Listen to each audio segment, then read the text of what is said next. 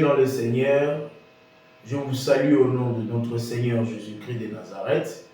C'est un réel plaisir pour moi de tenir cette vidéo d'échange virtuel avec nous autour de la parole de Dieu en ce dimanche 8 janvier 2023.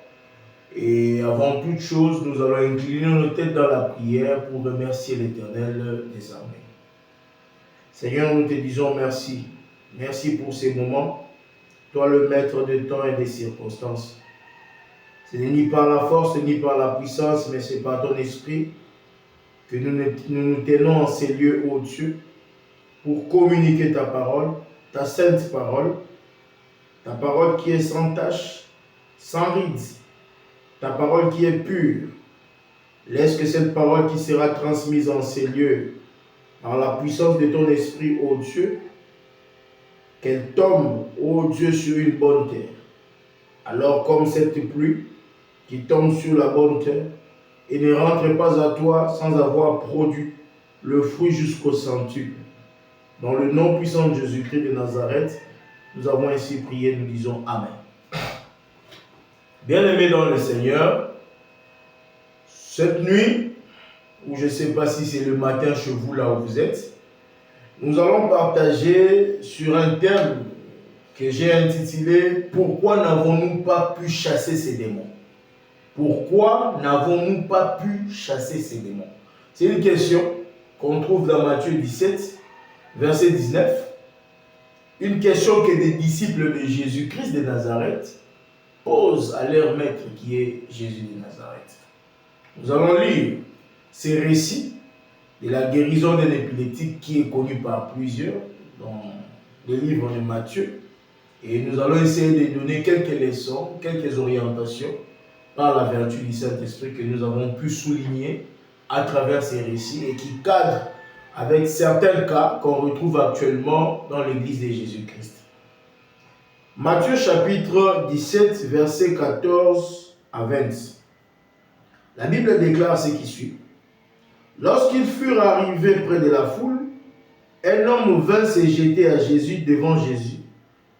Plutôt, un homme vint se jeter à genoux devant Jésus et dit, « Seigneur, aie pitié de mon fils qui est épileptique et qui souffre cruellement. Il tombe souvent dans le feu ou dans l'eau. Je l'ai amené à tes disciples et ils n'ont pas pu le guérir. » Génération incrédule et perverse, répondit Jésus. Jusqu'à quand serai-je avec vous? Jusqu'à quand devrais-je vous supporter? Amenez-les-moi ici. Jésus menaça les démons qui sortit de l'enfant et celui-ci fut guéri à partir de ces moments-là.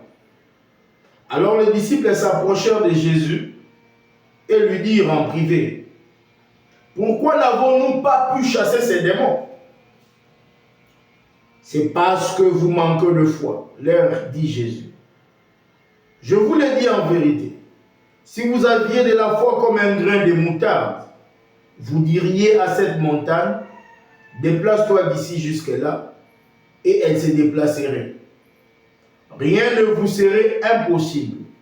Cependant, cette sorte de démon ne sort que par la prière et par le jeûne.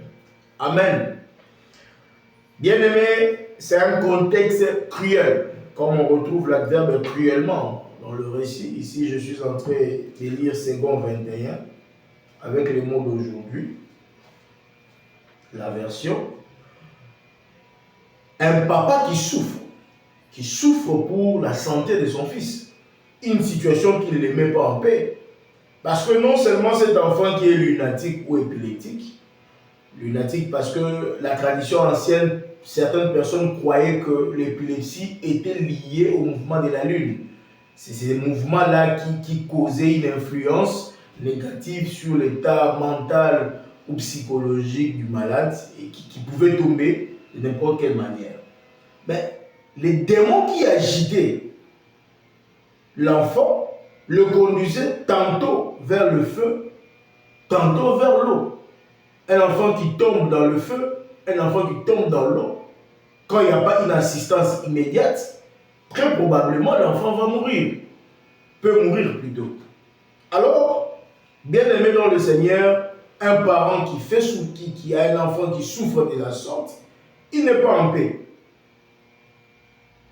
Et on peut facilement supposer qu'un papa comme ça, il n'avait pas assez de détails sur des questions de spiritualité ou de démonicité, passez-moi l'expression, parce que en expliquant le fait, le papa trouve que bon, c'est une maladie, il n'a peut-être pas la maîtrise de la cause, mais il voit juste l'apparition des symptômes et des effets. C'est-à-dire qu'il pousse l'enfant à tomber soit dans l'eau ou dans le feu. Il n'est pas allé chercher des féticheurs. Ou peut-être qu'il était allé chez les féticheurs, mais il n'a pas trouvé de solution. Maintenant qu'il s'est dit, bon, il y a Jésus et ses disciples. Et je vais aller vers les disciples de Jésus. Les disciples de Jésus aujourd'hui, c'est vous et nous, ou vous et moi. Un cas comme ça, des possessions démoniaques, on vous amène en tant que disciple de Jésus-Christ, parce que tout le soir du Père était fini, était envolé. Peut-être qu'il est allé chercher les féticheurs, il n'a pas trouvé de solution. Il vient chez vous, disciple de Jésus-Christ, censé revêtir de la puissance de Jésus-Christ. Mais bien aimé, il n'y a pas de changement. L'enfant demeure épileptique. Alors, quand l'occasion fait les larrons et que le papa rencontre Jésus lui-même, il pose le problème. Il n'a pas hésitation, il pose le problème chez Jésus. Il demande à Jésus de guérir, d'avoir pitié de son fils. Mais ce qui est étonnant, Jésus s'énerve. Jésus tonne sur ses disciples. Il dit, mais jusqu'à quand je serai avec vous? Parce que ici nous sommes dans Matthieu chapitre 17, mais déjà dans Matthieu 9, 15, quand les disciples de Jean sont venus poser la question à Jésus, pourquoi les disciples de Jésus ne jeûnaient pas, Jésus a donné une illustration des invités qui sont proches du marié. Pendant qu'il y a la fête, il n'y avait aucune raison d'avoir la tristesse parce que le jeûne était un état d'humiliation, d'humilité ou de tristesse que l'homme exprime. Généralement en portant le sac et en mettant la cendre comme à l'époque mosaïque ou lévitique. Les disciples de Jésus, en étant proches de Jésus, c'était un scénario du genre. Mais cela ne voudrait pas dire en même temps que Jésus voulait, pendant sa présence sur terre, que ses disciples ne jeûnent pas. Non, ce n'était pas sa volonté. Parce que ici, nous sommes dans Matthieu 15, Matthieu 17 plutôt, il dit cette sorte de démons ne sortent, ou cette catégorie de démons ne sortent que par des jeûnes et prières. C'est vrai que le verset 21 du chapitre 17 fait débat parmi les théologiens et les biblistes qui disent que dans certains manuscrits on ne le retrouve pas, mais au moins on le retrouve dans certains autres manuscrits qui exigent qu'il y a des catégories, des situations spirituelles qui, si vous venez seulement par une petite prière, il n'y aura pas de changement. Mais ça exige la prière et le jeûne. Mais si Jésus voulait réellement que pendant sa présence, que ses disciples ne jeûnent pas, qu'ils attendent sa montée vers où son ascension après la résurrection au ciel, pour qu'ils commencent à jeûner, Jésus ne pouvait pas s'énerver. Jésus ne pouvait pas tonner devant ses disciples pour dire que jusqu'à quand je serai avec vous.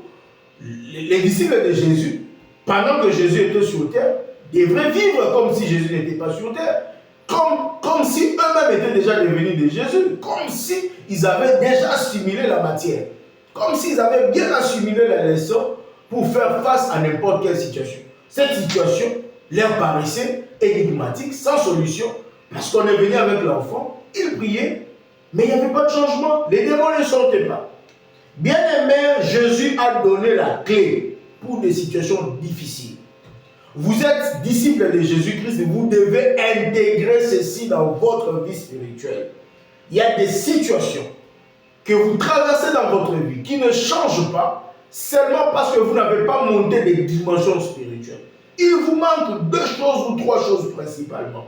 Il vous manque de foi. Généralement, quand nous allons chez des serviteurs de Dieu pour une situation donnée, ils vous disent qu'il faut avoir la foi. Ils prient pour vous, ils vous imposent les mains. Ils disent qu'il faut avoir la foi. Quand leur imposition des mains n'aboutit à rien ou n'aboutit qu'à l'ombre d'eux-mêmes, ces serviteurs de Dieu vont se tourner contre vous, pour la plupart, pour dire que ce sont vous, c'est plutôt vous qui manquez de foi. Mais ici, quand Christ dit vous manquez de foi, il ne s'adresse pas aux fidèles. Il s'adresse aux disciples qui sont censés être le responsable dans une église. Le monsieur qui est venu avec son enfant, il est considéré comme infidèle. La foi est exigée ici, principalement dans le chef de ceux qui doivent opérer les miracles, de ceux qui doivent chasser les démons. Mais généralement, aujourd'hui, beaucoup de serviteurs de Dieu, quand leurs prières n'ont pas d'effet sur la vie des fidèles, ils se cachent derrière le manque de foi ou le manque de sanctification de fidèles. Mais vous, serviteurs de Dieu, vous, disciples de Dieu, de Jésus-Christ, c'est d'abord vous qui devez avoir la foi. Et la dimension de la foi, ce n'est pas comme cette pièce dans laquelle je suis. On dit un grain de sénévé ou une graine de moutarde. Une petite particule suffit pour déclencher le surnaturel ou la démonstration de puissance pour un disciple de Jésus-Christ. Il leur manque de foi. Ce soir ou ce matin, selon que vous me suivez, selon votre fuseau horaire, bien-aimés, vous êtes disciples de Jésus-Christ, développez la foi. Ou mieux, je dirais, ayez de la foi. Parce que si vous n'avez pas de foi, vous ne pouvez pas opérer dans le domaine du surnaturel. Deuxième élément, c'est la prière. Bien-aimés, vous devez prier. Il y a des récits où Jésus conduisait Pierre, Jean et Jacques sur la montagne pour prier, pour faire ne fût-ce qu'une heure du temps. Ces trois disciples de Jésus en avaient la difficulté. Vous allez remarquer dans votre vie spirituelle, bien aimé, quand vous suivez la télé, vous suivez les débats politiques, les débats des musiciens, les débats où je ne sais pas, des vidéos ou n'importe quoi sur WhatsApp ou Facebook. Vous avez tout le temps pour parler, tout le temps pour discuter avec vos prochains. Mais quand il s'agit de prier, vous somnolez. C'est une situation spirituelle que vous devez traiter. Un enfant de Dieu qui n'arrive pas à faire au moins une heure du temps dans la prière, c'est quelqu'un qui est malade spirituellement. Je viens vous réveiller cette nuit. Si vous n'arrivez pas à prier, demandez à Dieu la capacité de tenir au moins une heure du temps dans la prière. Troisième élément, le jeûne. Sur ce point, beaucoup de gens, quand ils analysent Ésaïe chapitre 58, ils ont développé des théories du genre, le jeûne, ce n'est pas seulement se priver la nourriture. On peut jeûner en disant qu'aujourd'hui, je ne vais pas regarder la télé. Mais c'est faux. Quand vous prenez le mot jeûne dans ses origines hébraïques, le jeûne, c'est la privation alimentaire. C'est la privation alimentaire. Ce n'est pas des choses du genre, je laisse pousser mes cheveux. C'est une forme de jeûne. Non. Quand vous lisez bien Ésaïe chapitre 58, c'est à peu près ce que Jésus disait dans Matthieu 23, 23. Mais là, c'était pour la question des dîmes, quand il parlait aux pharisiens. En fait, Dieu ne veut pas qu'on ait un jeûne mécanique. Quelqu'un qui dit, bon, je jeûne, mais son comportement, sa conduite envers son prochain ou sa communauté n'est pas conforme à la parole de Dieu. Il manque de la justice, la pratique de la justice. Il lui manque l'application du droit qui a été institué par Dieu. Vous ne pratiquez pas la justice. Vous ne respectez pas le droit divin. Vous dites que vous jeûnez. C'est ce jeûne qui n'aboutit à rien. Mais le mot jeûne, qui s'accompagne de la pratique de la justice, qui s'accompagne du respect du droit institué par Dieu, ce jeûne monte vers l'Éternel et aboutit à des effets positifs pour celui qui s'humilie devant Dieu. Tout ce qu'on ne veut pas, c'est jeûner sans la justice ou le droit de Dieu. Mais quand vous jeûnez, c'est-à-dire que vous vous privez des aliments et vous respectez la justice et le droit de Dieu, il y a des effets positifs pour vous. Donc, enlevons dans nos têtes que ne pas regarder la télé ou porter un habit pendant plusieurs moments, serait une forme de jeûne. Non, le jeûne, vous devez vous priver d'aliments. Un autre élément sur le jeûne, par exemple, quand je vous comparais déjà le jeûne avec ce que Christ disait sur la dîme, il a dit que vous donnez la dîme jusqu'au point de donner la dîme de la menthe, une petite fleur. Mais dans votre pratique, vous oubliez la justice, la bonté, la fidélité. Ça, c'est dans Matthieu 23.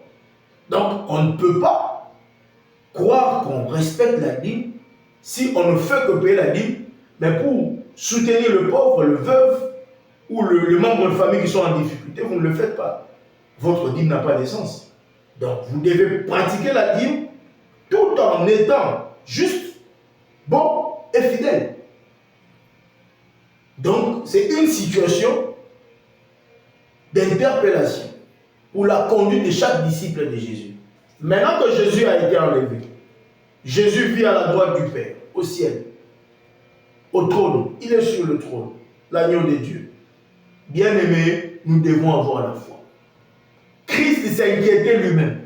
Il disait, quand le Fils de l'homme reviendra, trouvera-t-il de la foi?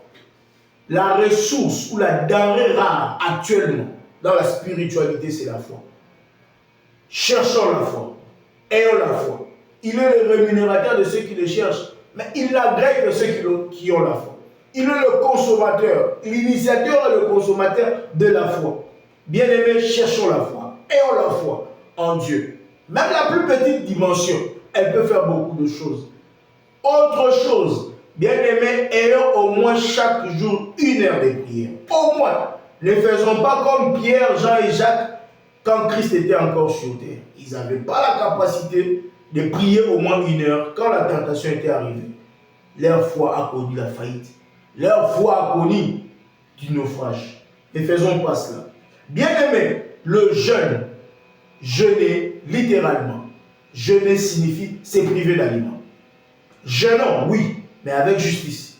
Jeûnons, oui, en respectant la parole de Dieu, en respectant le droit de Dieu. Pour ce soir, c'est tout ce que je pouvais vous dire. Allons dans une spiritualité accrue, entrons dans les profondeurs de la prière, entrons dans les profondeurs du jeûne, entrons dans les profondeurs de la foi.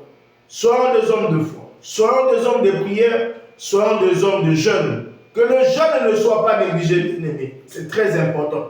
Que le Seigneur nous bénisse. Inclinons nos têtes dans la prière. Père, je fais mon travail. Comme tu dis dans ta parole, Pierre pouvait planter, Paul a arrosé, et c'est toi qui fais croître.